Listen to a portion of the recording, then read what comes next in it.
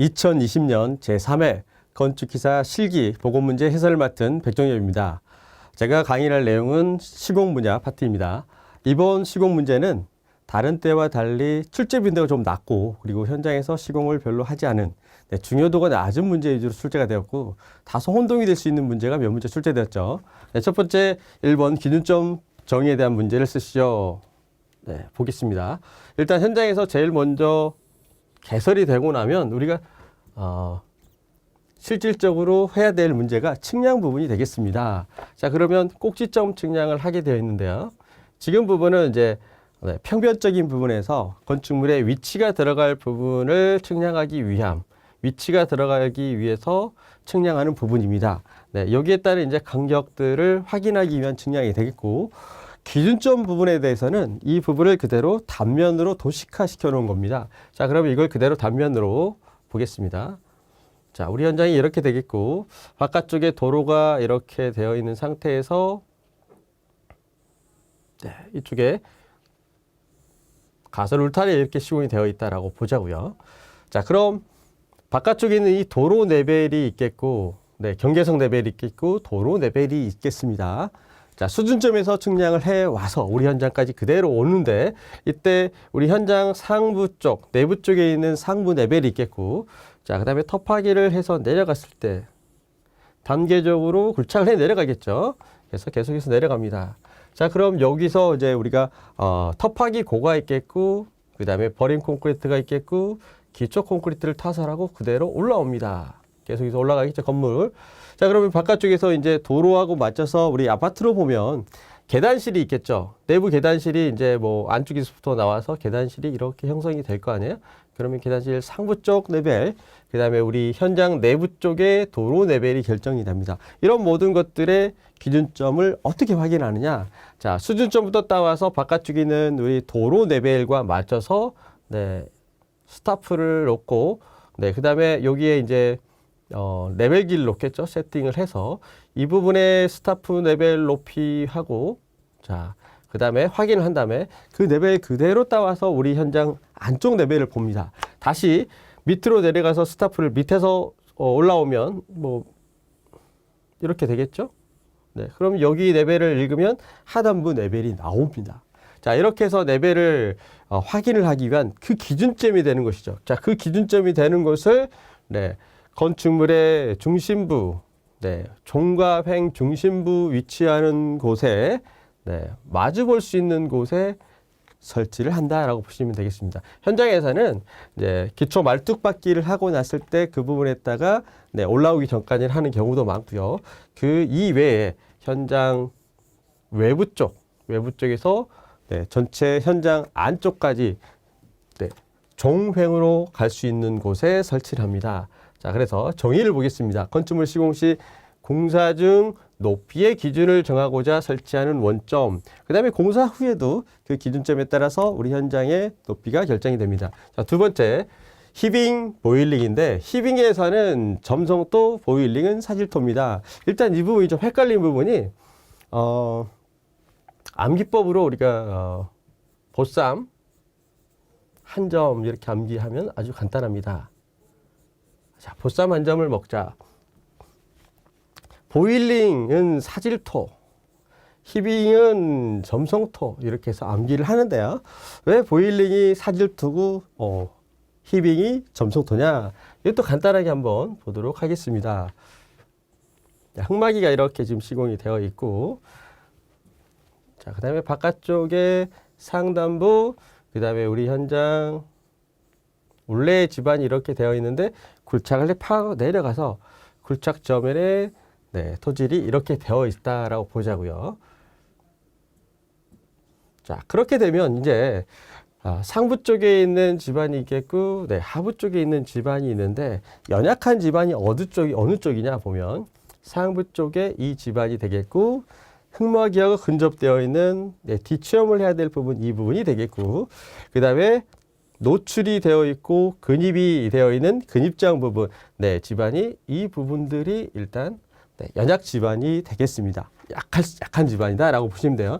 강한 집안이다라고 해도 변형 요소가 많은 집안이다라고 보시면 되겠습니다. 자, 이때 보일링은 사질토다라는 거는요. 보일링은 물과 관련되어 있다. 그래서 내부 쪽에 지하수위가 있었을 때 사질토는 투수층이 잘 됐죠. 자, 이렇게 투수층이 잘 되어 있기 때문에 물이 잘 빠져나옵니다. 그래서 네, 보일링은 물과 관련되어 있구나 해서 물과 관련되어 있다 그러면 차수 배수죠. 이렇게 해서 차수라는 거는 집안 계량공법, 배수라는 거는 네, 배수공법을 말하겠습니다. 자, 그 다음에 히빙. 자, 히빙은 점성토다라고 되어 있죠. 점성토는 구조가 이렇게 되어 있습니다. 자, 서로의 입자들이 물로 이어져 있어요. 그래서 이 물을 빼게 되면 딱딱해지죠. 자, 그래서 점성토 같은 경우는 투수가 잘 되지 않기 때문에 네, 중량차가 발생이 됩니다. 네, 투수압이 생깁니다. 피압수에 의해서. 그래서 네, 점성토 같은 경우는 얘는 물을 빼면서 네, 물과 관련된 부분과 연관이 되어 있고 점성토도 물과 관련되어 있지만 네, 흙의 중량차와 관련이 되어 있습니다. 자, 히빙과 보일링의 다른 점은 네, 수위차, 네, 물에 의한 수위차에 관한 이 수위차에 관한 내용이 주요 보일링 내용이 되어 있고 중량차로 되어 있는 게 네, 히빙입니다. 자, 그러면 히빙 보일링 현상, 공통적인 현상이 무엇일까 한번 보겠습니다. 네, 물에 의해서 부풀어 오르니까 이 부분이 이렇게 올랐어요. 자, 그 다음에 중량차에 의해서 마찬가지로 슬라이딩 돼서 이 부분이 똑같이 부풀어 오릅니다. 공통적인데 물에 의한 수위차, 네, 흙에 의한 중량차. 그러다 보니까 얘는 흙과 관련되어 있구나. 얘는 물과 관련되어 있습니다. 자, 암기법으로 일단 보쌈 한 점 이렇게 가겠습니다. 자, 그러면 얘네들을 우리가 해결을 할 수 있는 게 어떤 건가 한번 보자고요. 이거는 간단하게 네, 이 그림을 그대로 그려서 집안과 관련된 내용이구나. 자, 두 번째 물이 보이네요. 네, 물과 관련된 있는 내용이구나.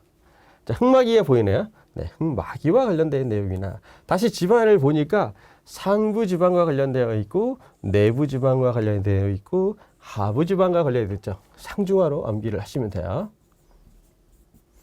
자, 물은 차를 빼. 물이 많으니까 차를 빼라. 차 빼. 차수 배수와 관련되어 있습니다. 자, 흙막이는 수직도, 그 다음에 뒤채움, 근입장 해서 수직도, 뒤채움, 그 다음에 근입장과 관련된 내용이다. 자, 그러면 답이 다 끝났습니다. 이런 히빙 보일링을 해결을 다 하기 위한 게 뭘까요? 줘보겠습니다. 자, 현장에서 일어나는 하자를 어떻게 볼 수 있냐면 원 집안이 이렇게 있는데 자, 이게 토합이 이렇게 작용을 해요. 이걸 우리가 주동토합. 자, 이쪽에서 버티려고 하는 게 네, 수동토합. 네, 주동토합이 돼요. 자, 그러면 이 토합을 줄이려고 하는 방법이 무엇이냐면 흙을 이렇게 까서 네, 토합을 줄이면 토합이 이렇게 되겠죠. 정답. 근입장을 깊게끔 가게 되면 이게 어떻게 해요? 이쪽에 수동토합이 네, 커지죠? 네, 커집니다. 자, 여기에 차단 벽을 설치하거나 차수 시설을 하게 돼서 이 부분을 전부 밀실하게 차수 처리를 하게 되면 해결이 됩니다. 자, 그 다음에 차수, 그 다음에 물을 빼버리죠. 배수를 해버리면 지하수위가 내려가겠죠. 지하수위가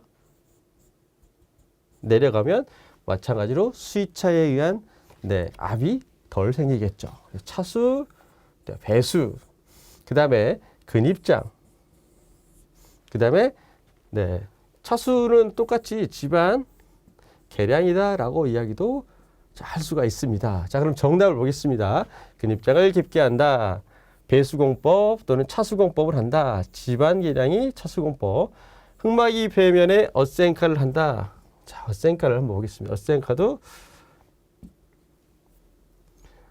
어센카는 보강공법이기 때문에 정확하게 따지면 좋은 답안으로 볼 수는 없어요.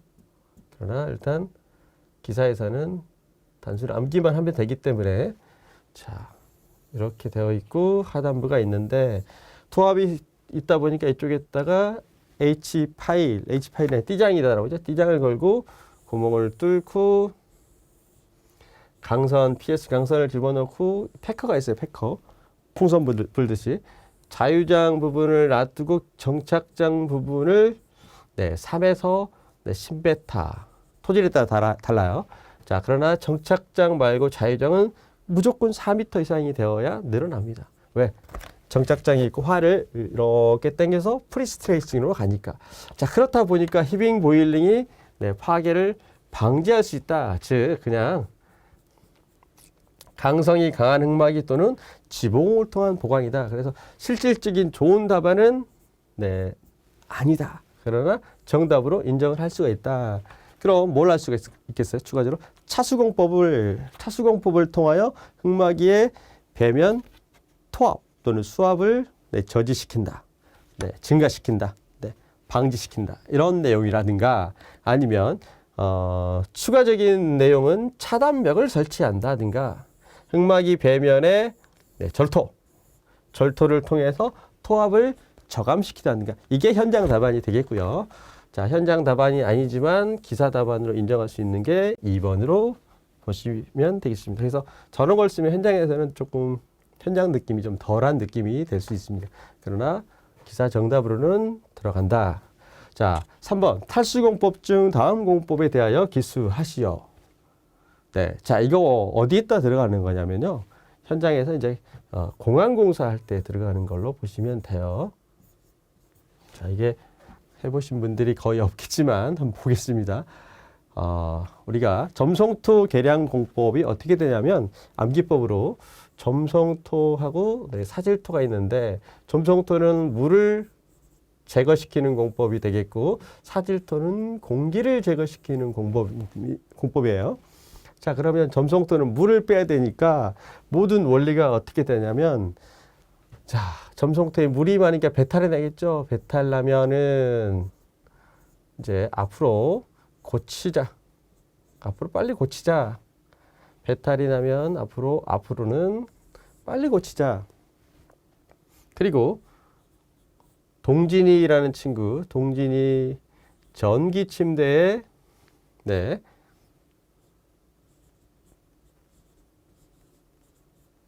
동gin이 전기 침대에서 잠을 자라. 이렇게 암기가 있겠고요. 자, 사질토 공법은 모래인데 모두 전진하면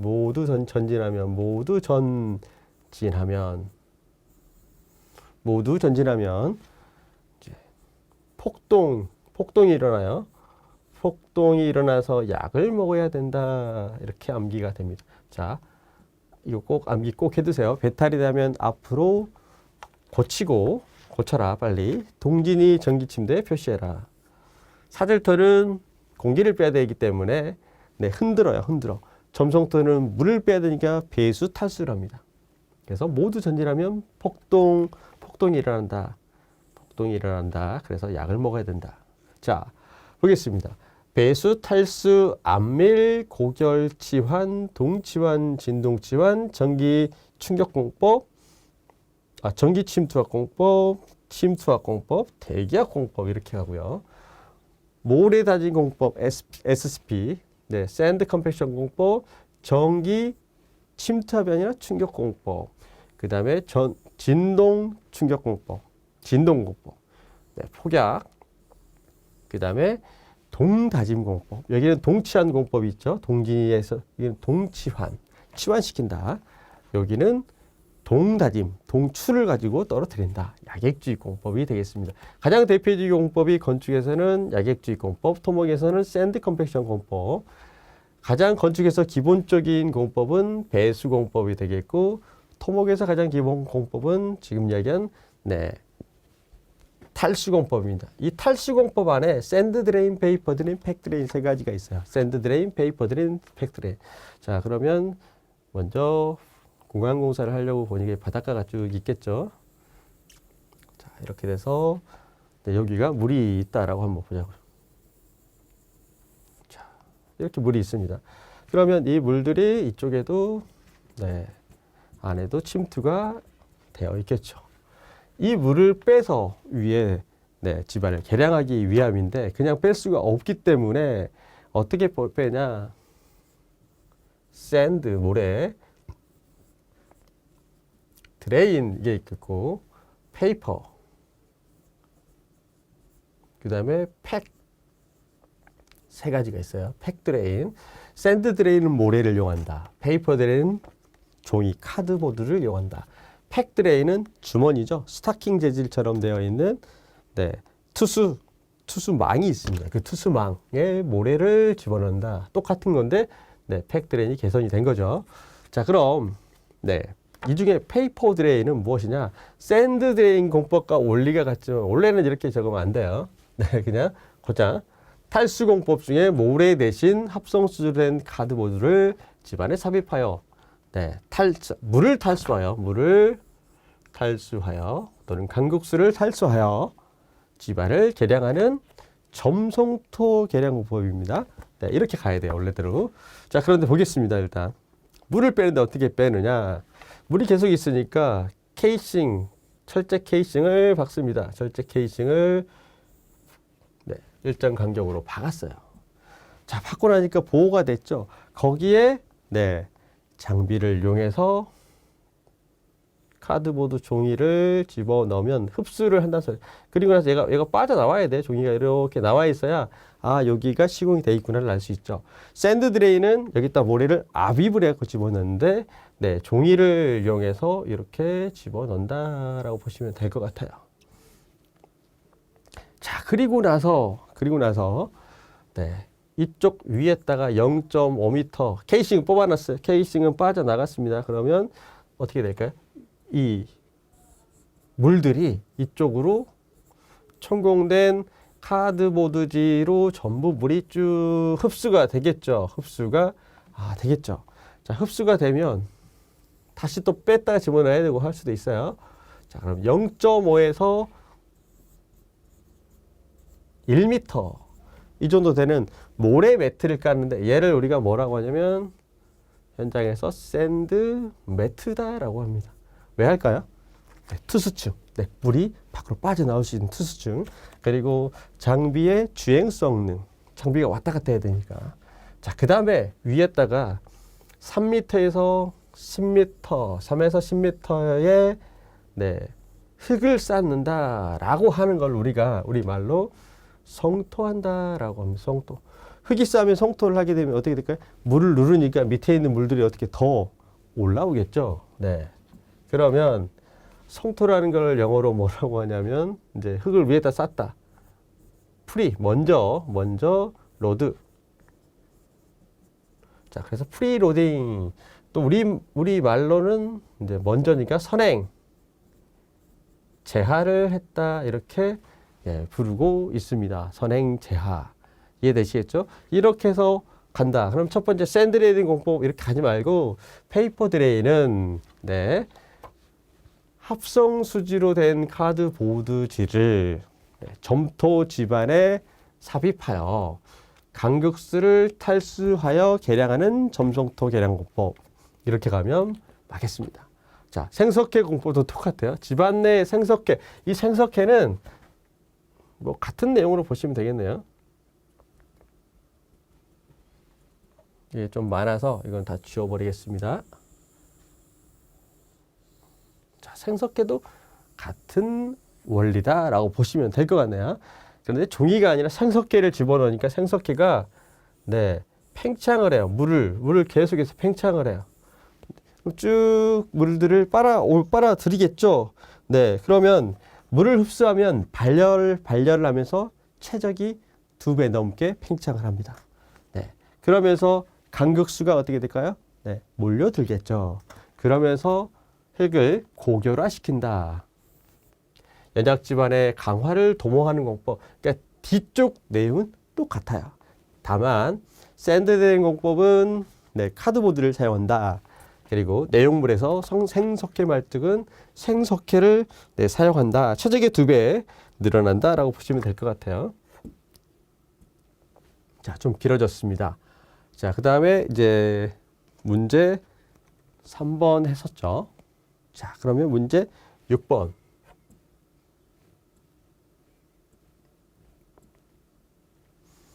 자, ALC 문제가 나왔습니다. 네. 오토클레이브니까 우리가 증기양생을 한다라고 보시면 될 것 같아요.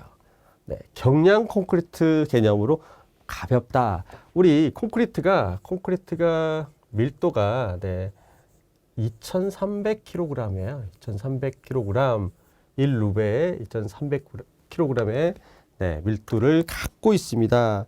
자, 그런데 이 ALC 같은 경우는 20%에서 30%, 한 4분의 1 정도로 매우 가벼워요. 그 가벼운 이유가 뒤에 기포를 제종해서 공기방울처럼 만들어서 발포를 하기 때문에 얘가 가벼워진다. 자, 그러면 주 재료가 뭐냐? 주 재료가 이게 조금 잘못됐어요.